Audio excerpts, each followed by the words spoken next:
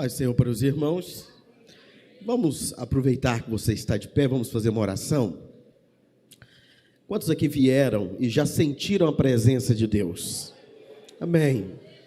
O Espírito Santo de Deus está aqui neste lugar. E eu não perderia por nada uma oportunidade como essa. Aproveite o máximo que você pode. Amém? Vamos orar a Deus. Senhor, nosso Deus e nosso Pai, Criador dos céus e da terra. Pai, nós estamos aqui, Senhor, segundo a Tua vontade, segundo o Teu propósito. Todos nós que estamos aqui, ó Deus, nós cremos que o Senhor nos trouxe para esse encontro aqui hoje, porque o Senhor tinha algo de especial para as nossas vidas, para os nossos corações nessa noite. Pai amado, fala conosco. Eu coloco, ó Deus, a minha vida nas Tuas mãos, e o nosso ser, Senhor, se renda a Ti nessa noite. Senhor, derruba toda a resistência ao agir do Teu Espírito e da Tua palavra. Senhor, em nome de Jesus, que caiam por terra toda a resistência física, toda a resistência espiritual, ó Deus, ao agir do Teu Espírito nessa noite, para que nós possamos ser terra fértil para a Tua palavra, semeada dos nossos corações, frutifique, ó Deus, para o Teu reino. Nós Te adoramos no nome de Jesus. Amém. Podeis nos assentar.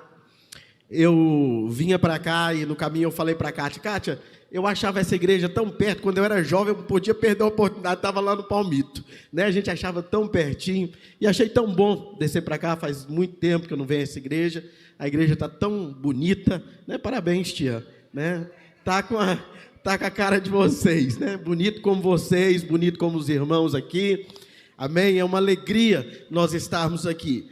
Alegria ver o Álvaro, sua esposa, para mim é o Alvrim, né? Se eu sou o Flavinho, ele é o Alvrim, não importa o tamanho, né? E a gente tem se encontrado, né, Alvrim, em momentos oportunos. Esse dia eu fui no shopping tomar um café, ele estava lá, a gente tomou um café, bateu papo, e hoje, providencialmente, Deus nos fez estar aqui novamente. Muito bom rever você. É uma alegria estar aqui com a minha esposa, com a Kátia, mais uns meninos são meus, outros que não são meus, mas eu saí juntando todo mundo e falei, vamos para a igreja, né? Vamos para a igreja, amém? Eu queria, hoje é culto do amigo, eu queria saber quantas pessoas estão visitando aqui hoje que não são crentes. Faça assim com a sua mão, temos ali, amém, ali, glória a Deus. Eu espero e eu creio nisso, que o Espírito Santo de Deus já falou no seu coração e eu creio que falará ainda mais. E eu quero compartilhar uma palavra com você nessa noite que Deus colocou no meu coração. Essa semana eu passei muito mal, fiquei gripado e eu falei, eu vou ligar para minha tia, dizer que eu não vou pregar lá. Minha garganta está ruim e bem provável daqui vai só piorando. E Deus falou para mim, não, você vai. Né? E me deu a palavra e eu estou aqui, eu gosto de obedecer. A Bíblia diz que é muito melhor obedecer do que sacrificar, amém? Então eu estou aqui para entregar o recado que Deus me mandou nessa noite, amém? Queria que você abrisse a sua Bíblia no livro de Gênesis, capítulo de número 1, versículo 1, bem facinho de abrir, até você que não está muito acostumado a mexer para um lado para o outro, vai achar bem fácil. Livro de Gênesis, primeiro livro da Bíblia, o livro da criação, capítulo 1, verso 1. Quem achou diz amém? Diz assim, no princípio, Deus criou os céus e a terra. Amém. Glória a Deus. No princípio, Deus criou os céus e a terra. Hoje eu quero contar uma história para você. E eu quero contar uma história bem comprida. Uma história que a ciência diz ter pelo menos 14 bilhões de anos. Que é a minha e a sua história. Amém? A Bíblia diz no livro da criação, no livro de Gênesis, que no princípio, um dia, Deus criou o céu e a terra. Mas a Bíblia também diz que Deus é eterno. O que havia antes do céu e da terra? Se você for uma pessoa que gosta de estudar física, eu gosto de estudar física demais. Se você for uma pessoa que gosta de estudar física, você vai ver que os cientistas dizem que não sabem. Os cientistas dizem, olha, num dia nós sabemos que algo começou há 14 bilhões de anos, e eu acredito que eles estão certos, os relógios hoje atômicos são muito precisos, e eles dizem, olha, há 13,8 bilhões de anos o universo se formou. E o que havia antes disso? Nós sabemos, e os próprios cientistas sabem, que o que havia antes disso era algo que não tinha matéria. Era uma força, uma energia, algo tão poderoso que não podia caber numa coisa criada, uma energia tão poderosa que não podia conter em algo tocável, uma energia que os cientistas até hoje não conseguem explicar, mas eu e você sabemos que é o próprio Deus. Amém? E a Bíblia diz que no momento, esse Deus que vivia no seu mundo, chamado de mundo espiritual, quero que você guarde isso na sua cabeça. O que havia antes de Deus criar o mundo, ou criar o mundo que nós conhecemos, ou também chamado de universo, que você conhece? Havia um mundo espiritual no qual Deus habitava. A Bíblia é a história do universo, não é a história de Deus. Muitas vezes fica procurando aonde Deus, o que Deus... Não, a Bíblia é a história do universo, entenda isso. A Bíblia não conta o que era antes, ela diz o que havia antes. Antes havia o próprio Deus, e o reino desse Deus, um reino celestial, um reino que não é material, um reino que não é tocável, o reino espiritual. Deus habitava nesse mundo. Deus, os seus anjos, os seres que ele criara, e um dia Deus decidiu, eu vou criar o universo. E a Bíblia diz que Deus cria os céus e a terra. Os cientistas dizem, você sabe quanto tempo durou a criação do universo?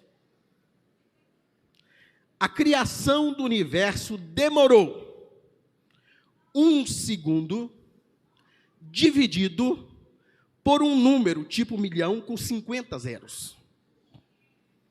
É um número tão pequeno que a ciência não consegue precisar. Naquele instante, Deus cria o universo do tamanho mais ou menos que ele é hoje. Nessa fração de milésimos, de milésimos, de milésimos, de milésimos, de milésimos, de milésimos de segundo, Deus cria dentro desse mundo espiritual um mundo físico chamado universo. Amém? Hoje nós compreendemos que esse mundo físico que nós conhecemos, a ciência diz, se você estudar um pouquinho lá, e já até os meninos hoje na escola parece que já aprendem isso, ele é só 4% de matéria. 96% do universo, dos planetas, o Sol, Lua, mesa, disso aqui, 96% é formado por coisas invisíveis. A ciência chama de matéria quântica, energia quântica, matéria escura, energia escura. É 96% de tudo o que existe, você não consegue ver. Pastor, mas por que o senhor está me explicando e falando isso para mim hoje? Pelo simples fato de que o mundo tem 100% de coisas. O que você vê é 4%, mas você vive baseado no que você vê. Por isso que você parece estar tão perdido na vida, porque te ensinaram a viver com esses 4%, enquanto existe 96% que você não domina. Essa parte faz parte do mundo espiritual. Amém? Compreenderam isso? Antes do universo, o que havia? O mundo espiritual. Dentro desse mundo espiritual, Deus criou o que? O universo. E esse universo que Deus cria é formado só de 4% de coisas que se veem. Amém? Abra sua Bíblia no livro de Hebreus, capítulo de número 11. Pedi a irmã lá do Data Show para me ajudar. Hebreus, capítulo 11. Os cientistas descobriram isso há mais ou menos alguns anos. O fundador dessa teoria foi Einstein, a teoria da relatividade, do início do espaço e do tempo. Mas olha o que a Bíblia diz, o escritor aos Hebreus escreve. Hebreus capítulo 11, versículo 1. Ora, a fé é o firme fundamento das coisas que se esperam e a prova das coisas que não se veem. Porque por elas os antigos alcançaram testemunho. Pela fé, escute só, entendemos que os mundos, pela palavra de Deus, foram criados, de maneira que aquilo que se vê não foi feito do que é aparente. Tem como colocar na NVI para mim? Na minha NVI diz assim, eu gosto da tradução NVI, que ela é bem mais clara. Pela fé entendemos que o universo foi formado pela palavra de Deus, de modo que aquilo que se vê não foi feito do que é visível. Pela fé entendemos que o universo foi formado pela palavra de Deus, de modo que aquilo que se vê, a matéria, foi formado daquilo que não se vê, o mundo espiritual. É o primeiro entendimento que eu quero que você tenha hoje. Existem dois mundos, um mundo físico e um mundo espiritual, e você vive dentro desses dois mundos. Você vive dentro desses dois mundos, você vive dentro de um mundo físico, que é uma agulha dentro de um palheiro. A parte que governa a nossa vida não é o mundo físico. O que governa a nossa vida é o mundo espiritual. Vamos abrir lá em Efésios 6,12 diz assim: pois a nossa luta não é contra seres humanos, mas contra os poderes e autoridades, contra os dominadores deste mundo de trevas, contra as forças espirituais do mal nas regiões celestiais. Você acha que o seu problema é o seu boleto? Você acha que o seu problema é a poluição? Você acha que o seu problema é a crise financeira? Você acha que o seu problema é a política? Você acha que o seu problema é a lei? Você acha que o seu problema é a prefeitura, é o trânsito? Não. A humanidade, ela vive sujeita ao mundo espiritual. E Paulo escreve aos Efésios da seguinte forma: olha, a nossa luta diária não é contra seres humanos, a nossa luta diária não é contra a carne, não é contra o sangue, mas contra os principados e potestades que habitam as regiões celestiais. Amém?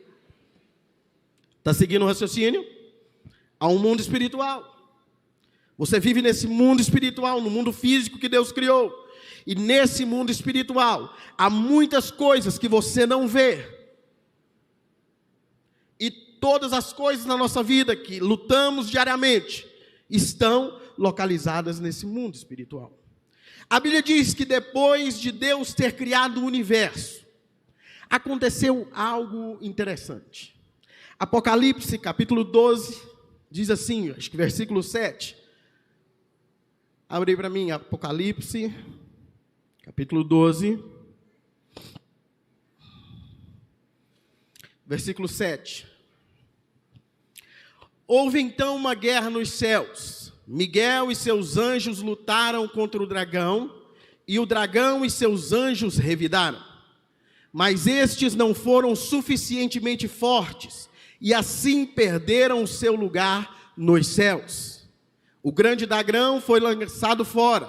Ele é a antiga serpente, chamada Diabo ou Satanás, que engana o mundo todo. Ele e os seus anjos foram lançados na terra. Amém? Vamos lá de novo. Há um mundo espiritual. Dentro desse mundo espiritual, Deus cria o universo.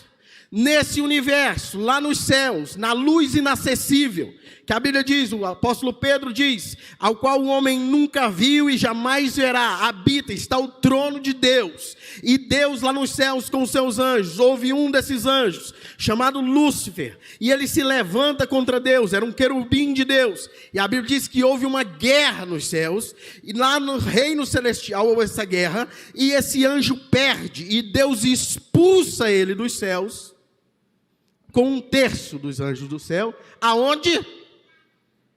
Adivinha onde? Vizinho lá da sua casa. Na terra. 1/3 dos anjos do céu.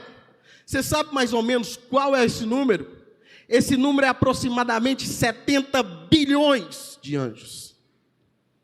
Foram lançados na terra com Lúcifer. Demônios. Por isso que Paulo, quando ele escreve aos Efésios, ele diz, olha, não se preocupe com o seu vizinho, com o prefeito, com a política, porque esse mundo, esse universo jaz no maligno, está contaminado. O diabo não podia ficar no reino celestial, no reino de Deus, lá no mundo espiritual, aonde o trono de Deus está. Então Deus arranca ele daquela dimensão e lança ele nessa dimensão. Amém? Conseguindo compreender o raciocínio? Continuemos. Deus então, no meio dessa história, Deus decide fazer algo maravilhoso.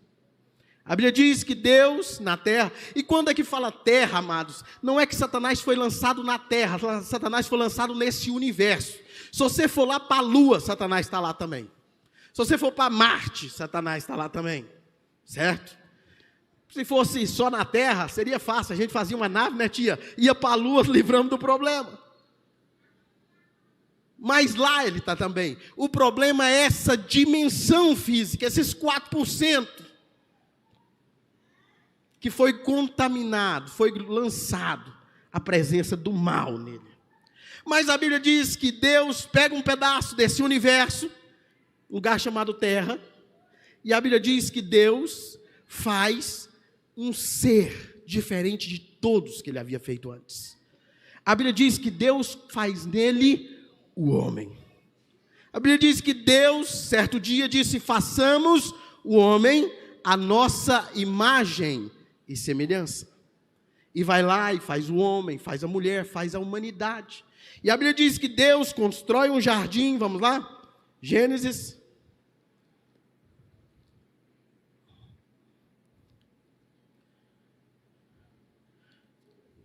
Gênesis capítulo 1, versículo 27. Diz assim, criou Deus o homem à sua imagem e semelhança. A imagem de Deus o criou, homem e mulher os criou. Deus cria um homem à sua imagem e semelhança.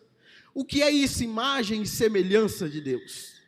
Imagem e semelhança no caráter. Imagem e semelhança na qualidade. Jesus disse, Deus é Espírito. Então ele cria um ser espiritual. Amém? Deus é um ser moral. Então ele cria um homem moral. E a Bíblia diz lá em Gênesis, capítulo 2, versículo 8. Ora, o Senhor Deus tinha plantado um jardim no Éden, lá por os lados do leste. E ali colocou o homem que formara. Então o Senhor Deus fez nascer o solo, todo tipo de árvores agradáveis aos olhos e boas para alimento. E no meio do jardim estavam a árvore do bem e do mal e a árvore do conhecimento. A Bíblia diz que Deus cria esse homem, faz esse homem à sua imagem e semelhança, leva ele lá para a banda do leste, coloca um jardim ali, coloca esse homem, põe tudo que é agradável para ele e coloca ele lá no meio desse jardim. E a Bíblia diz que nesse jardim havia 2 árvores, uma árvore do conhecimento do bem e do mal, outra árvore chamada de árvore da vida. E a Bíblia diz que Deus diz para esse homem, olha, vocês podem comer de tudo que vocês quiserem aqui, menos da árvore do conhecimento do bem e do mal. E aí você conhece a história, o que acontece? A mulher que Deus fez foi lá, viu que a árvore era desejável, a serpente conduziu a mulher pegou do fruto da árvore do conhecimento, comeu e deu ao seu marido que também comeu. E a Bíblia diz que quando isso aconteceu, os seus olhos se abriram. Olha o que é interessante, amado, você sabia que nós nem sempre enxergamos isso do jeito que nós vemos hoje? Se você ler a sequência da queda, quando Deus chega no jardim, a Bíblia diz assim que eles se esconderam. E Deus pergunta: onde estão vocês? E eles dizem: olha, ouvi seus passos e tive medo. Ouvi os seus passos. O que eles antes não viam, eles passaram a ver. Eles estavam nus e não sabiam. E começaram agora a ver. Mas perderam a capacidade de enxergar Deus. A Bíblia diz que eles não viram Deus de longe. Eles simplesmente ouviram os passos. O olhar que antes estava ligado no espírito se abriu para os olhos do corpo. Eles começaram a enxergar o que era físico e perderam a capacidade de enxergar o que é espiritual. A Bíblia diz que Deus pega esse homem e amaldiçoa o homem, amaldiçoa a terra por causa desse homem e decreta uma sentença de morte para esse homem. Deus diz, olha, Gênesis capítulo 3, versículo 19: com o suor do seu rosto você comerá o seu pão até que volte à terra, visto que dela foi tirado, porque você é pó e ao pó voltará. Ali Deus decreta a sentença de morte do homem, porque a Bíblia diz que o salário do pecado é a morte. Deus decreta a morte do homem por causa do seu pecado. E Deus diz, olha, no meio desse jardim tem a árvore da vida. O homem não vai comer mais dela. Tira o homem para fora. O homem é expulso desse jardim, aonde havia o quê? A presença de Deus. E agora vai para onde? Para fora do jardim. Adivinha quem estava esperando ele lá fora? Vamos ver se você sabe. Quem estava esperando ele lá fora? Satanás e os seus anjos. Agora nós temos um homem caído, pecaminoso, condenado à morte, sofrendo no seu corpo todo tipo de consequência do pecado, enfermidade, doença, tribulações, e com um companheiro ruim ainda. E nós estamos nessa situação até hoje. E uma pior, amados. Quando Deus fez o universo, que lança Satanás nesse mundo, nessa dimensão física, Deus contaminou essa dimensão com o pecado. E a Bíblia diz que Deus é santo. E o pecado ofende a sua santidade. Então, imagine só, para Deus, Satanás, o universo virou o quê? Lixo, um lixo fedido. Quando você tem um lixo fedido lá na sua casa, o que é que você faz? Você põe fogo. A Bíblia diz que há 4 formas de purificação. Amém? Há 4 formas de purificação. Ou você purifica, limpa algo. Ser santo. O que é ser santo? Ser santo é ser espiritualmente limpo. Algo santo é algo espiritualmente limpo, algo que não ofende a santidade de Deus. O universo já não era mais santo, porque nele estava Satanás e os seus anjos. O homem não era mais santo, porque havia pecado contra Deus. E tudo que não é santo não pode coabitar com Deus, porque Deus se afasta. Aí Deus purifica o que não é santo para tirar, para limpar aquilo da sua presença. A Bíblia diz que há 4 formas de purificação. Ou se purifica pela água, é o que nós fazemos na nossa casa. Você tem um trem sujo, que você vai lá, você lava. Ou você purifica com fogo. Se você tiver lá no meu consultório eu produzo resíduo biológico. Aquilo não pode ser lavado. Tem coisa que eu posso lavar, mas tem coisa que eu tenho que mandar incinerar, porque o fogo purifica. E a Bíblia diz que há mais duas formas de purificação. A purificação pelo sangue e a purificação pela palavra. São os 4 tipos de purificação que existem. A Bíblia diz que Deus então resolveu pegar o universo e dizer: eu vou purificar esse trem, a minha santidade não pode conviver com esse universo caído. E a Bíblia diz que Deus criou um lugar chamado Lago de Fogo, que é um lugar de muito fogo, aonde o universo, Satanás, seus anjos e tudo que ofende a santidade de Deus será lançado. Se você procurar na ciência, a ciência comprova isso, você vai ver que o universo não está parado, o universo está em expansão, o universo está se movimentando. Movimentando para onde? Lá para esse lugar. Porque Deus vai lançar tudo isso lá e fazer o quê? Lá em Apocalipse diz que ele vai fazer o quê? Um novo universo, um novo céu e uma nova terra, santo agora. Amém? Amados, e é essa situação que nós estamos. Nesse universo contaminado, junto com o diabo, pecadores dos homens, todo mundo caminhando na direção desse lago de fogo, aonde vai ficar queimando eternamente, para não ofender a santidade de Deus. Essa é a condição espiritual do homem. E aí, por que o Satanás fica o tempo inteiro tentando as pessoas? Porque ele sabe que ele vai para lá. E o projeto dele é não ir sozinho. Porque todos nós deveríamos ir para lá. A humanidade, junto com Satanás, com seus anjos, com o universo, tudo já está condenado. Paulo escreve aos Romanos, Romanos capítulo 3, versículo 23, porque todos pecaram e destituídos ou removidos foram o quê? Da presença, da glória de Deus, porque nós não somos mais santos. Mas aí, a Bíblia diz que a história já estava escrita, era assim, pronto, no momento certo.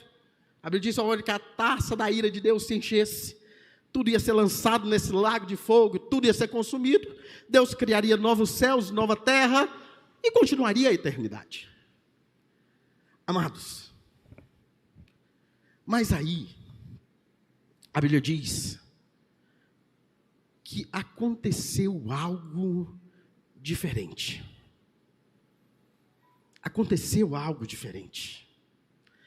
Lá no Evangelho de João, capítulo 3. Abra aí comigo. Evangelho de João, capítulo de número 3.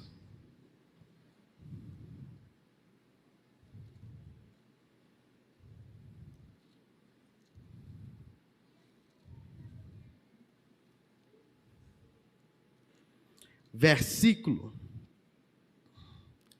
16. Amém? Coloca aí para mim.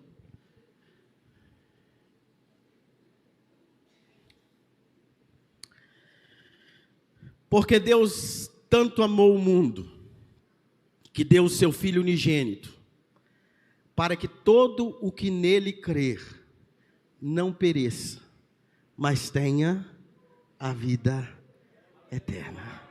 Você pode dizer glória a Deus por isso? Todos nós, amados, íamos ser lançados nesse lago de fogo, juntamente com Satanás, o universo, seus demônios, tudo que tinha, íamos ser lançados nessa lixeira, nesse incinerador. Mas a Bíblia diz que Deus te enxergou, Deus me enxergou, e nos amou tanto, tanto, tanto, que disse: esses aí eu não vou santificar pelo fogo, esses aí eu vou santificar com o meu sangue. E a Bíblia diz que Deus enviou o seu Filho ao mundo para morrer numa cruz, derramar o seu sangue para a santificação daqueles que nele creem.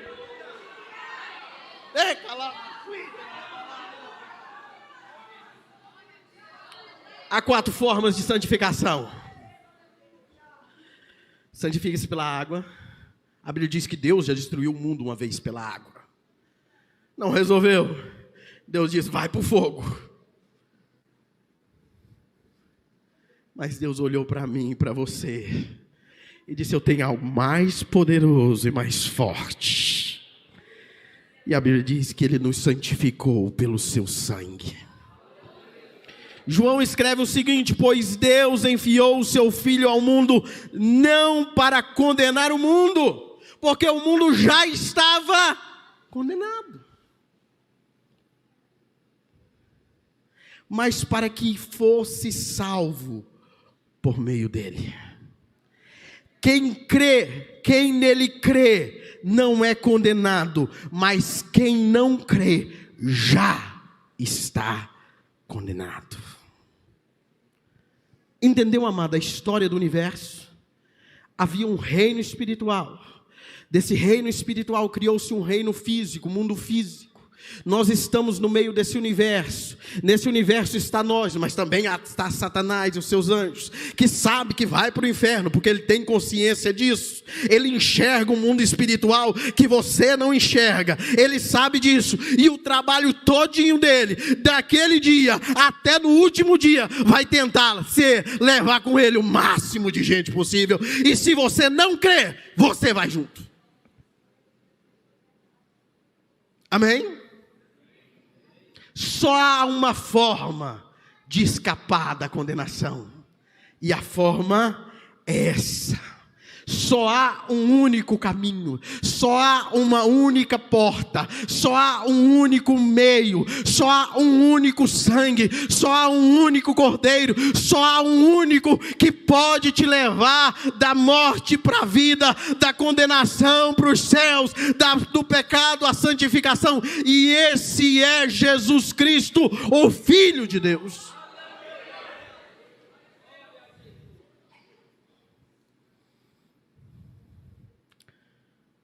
A Bíblia diz que vai haver um julgamento. E João escreve no versículo 19: este é o julgamento. A luz veio ao mundo, mas os homens amaram as trevas e não a luz, porque as suas obras eram más. Você sabe por que a pessoa não quer Jesus, amado? Não é porque ela não crê que Jesus. É porque ela quer tanto continuar fazendo o que ela continua fazendo, que ela prefere ir para o inferno. E a Bíblia diz que no último dia nós seríamos indesculpáveis. Só há um meio. Só há um meio. Mas todo o que crê não perece, mas tem vida eterna. Fique de pé em nome de Jesus. A única coisa que você precisa fazer para ser salvo, para ser liberto dessa condenação, para sair dessa dominância de Satanás e os seus demônios, a única coisa é crer. A Bíblia diz que quem crê com o seu coração e confessar com a sua boca, será salvo. E é esse o convite que Deus me mandou fazer aqui nessa noite para você. Eu te contei a história do universo. Se você não entendeu, amado, me perdoa. Eu tentei resumir 14 bilhões de anos de história em 40 minutos. Mas eu acho que você entendeu. Eu acho que você compreendeu a situação que você está. Talvez você diz: pastor, mas eu creio. Mas a Bíblia diz que não é só crer. A Bíblia diz porque nós cremos com o coração, mas confessamos com a boca. E é isso que eu quero te convidar para fazer hoje. Porque talvez você já creu, mas até hoje você não confessou a Jesus como Senhor e Salvador da sua vida. Mas hoje eu quero dizer para você, a salvação chegou para você.